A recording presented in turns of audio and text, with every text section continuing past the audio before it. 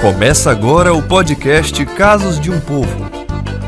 Neste episódio temos a presença da professora Ana Sayonara Fagundes, doutoranda em Literatura e Cultura pela Universidade Federal da Bahia, UFBA, mestre em Estudo de Linguagens pela Universidade do Estado da Bahia.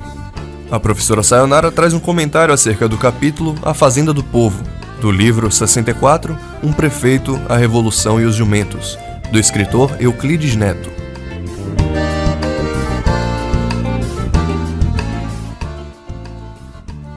Olá, sou Ana Sayonara e falarei sobre o livro 64, Um Prefeito, a Revolução e os Jumentos, do escritor baiano Euclides José Teixeira Neto.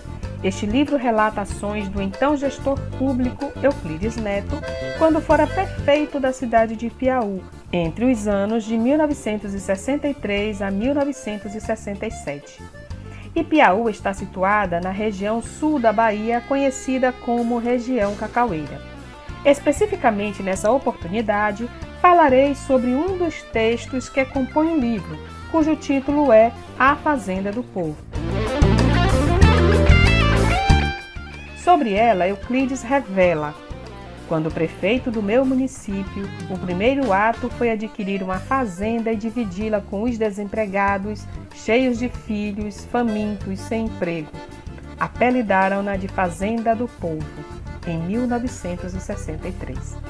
Na leitura de A Fazenda do Povo, é possível conhecer um pouco de como o então prefeito de Piauí conseguiu pôr em prática um desejo que, segundo o relato, nasceu da vontade de fazer uma experiência socialista sem ficar somente na proveta do laboratório de sociologia e política. No texto, é possível conhecer um gestor que sonhava com a possibilidade de transformar o município para bem melhor, mesmo com as leis vigentes. O prefeito eleito pelo Partido Democrático Cristão acalentava ideais cultivados na juventude, daquele jovem que se filiou ao Partido Comunista antes mesmo de concluir a educação básica em 1944, que se tornou prefeito e almejava uma sociedade melhor, na qual os trabalhadores pudessem viver e sustentar suas famílias com dignidade. E Piauí é situada numa região marcada à época da gestão de Euclides Neto por grandes propriedades de terras, chamadas de latifúndios, pertencentes a poucos proprietários, os latifundiários.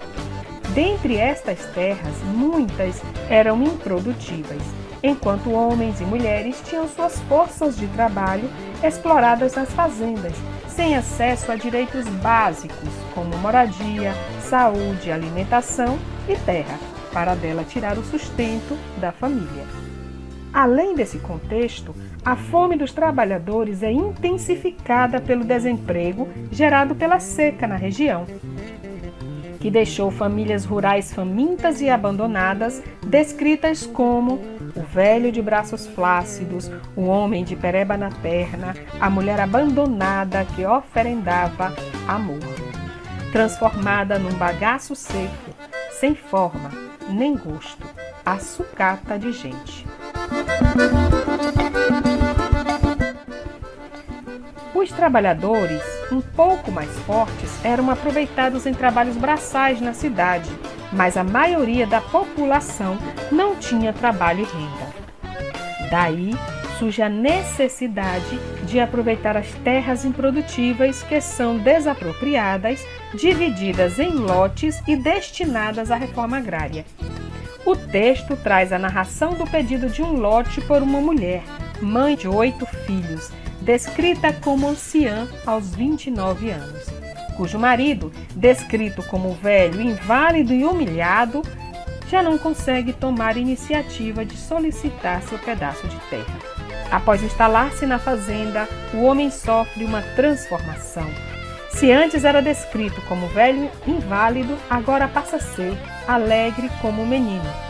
O narrador revela a emoção de rememorar a situação lamentável da família, abatida pela fome e desesperança, e narra a alegria do agricultor ao receber as 3 tarefas de terra, descritas como um taco de chão neste Brasil imenso de todos nós. A triagem das famílias que iriam receber os lotes era feita a favor dos piores, daqueles descritos como raça admirável que do fundo do poço, mal pulsando a vida, é capaz de renascer. O texto faz uma crítica ao que chama de monocultura predadora, aquela que produz em larga escala visando a exportação, neste caso, do cacau. Em contrapartida à monocultura cacaueira, a Fazenda do Povo planta a cultura de subsistência, caracterizada pelo cultivo de cereais, frutas, legumes, hortaliças e incentiva a criação de animais, como vacas, porcos, galinhas, para o sustento das famílias que habitavam o local. Da vaca vem o leite, o queijo, o requeijão, que servem de alimento, além das crias, que ajudam a fazer reserva para o pagamento dos empréstimos bancários. Sobre os empréstimos bancários, o texto revela que o Banco do Brasil despachava de dentro das matas, atendendo aos pequenos agricultores da Fazenda do Povo, que precisavam de financiamento para adquirir, sim, uma vaquinha e cereais com juros de 4% ao ano. É importante destacar o caráter não assistencialista da Fazenda do Povo, criada a partir da compreensão de que é melhor oportunizar aos trabalhadores os meios de subsistência que distribuir comida de graça. Ou seja, é preciso que o agricultor e a agricultora detenham a posse dos meios de subsistência, que neste caso é a terra. Nessa perspectiva, a narrativa valoriza os instrumentos de trabalho das roças, como o facão, a enxada e o machado. Tais instrumentos transformam vidas e são considerados na obra de Euclides Neto símbolos de resistência. Na Fazenda do Povo, não há empregados e patrões, portanto, não há explorados e exploradores. Os habitantes são os donos da terra e nela trabalham, plantam e colhem. E de posse da terra, eles são capazes de transformar o espaço a partir de suas necessidades, como a criação do cemitério, da estradinha que leva à cidade e até o fornecimento de merenda escolar, mais adequada ao paladar das crianças do local. Além da criação de um espaço único, capaz de funcionar como clube recreativo, escola e templo religioso. São ações descritas como minúsculas experiências. As reuniões, realizadas para decidir coletivamente as ações, eram vistas como subversão e comunismo e saíam até em notícias de jornais, para lembrar o impacto do governo militar na rotina dos moradores da Fazenda do Povo.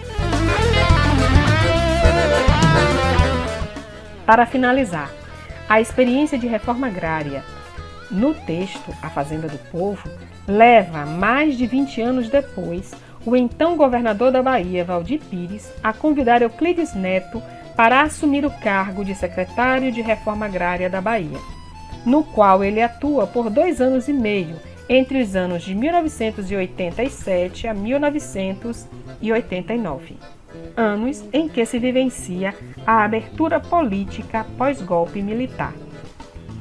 A partir das realizações e reflexões proporcionadas pelo exercício deste novo cargo público, como secretário da Reforma Agrária, Euclides escreve o livro Trilhas da Reforma Agrária, um novo convite à leitura, além de 64, Um Prefeito à Revolução e os Jumentos, no qual o texto A Fazenda do Povo se insere.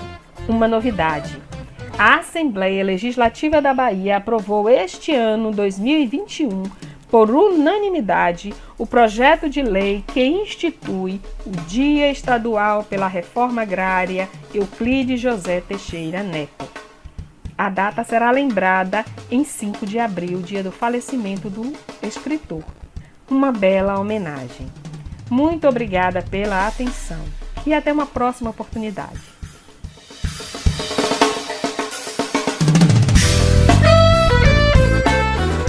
Este foi o podcast Casos de um Povo. Inscreva-se em nosso canal do YouTube. Compartilhe e deixe o seu gostei. Acesse nosso canal e confira os outros episódios desse podcast. Um grande abraço e até o próximo episódio.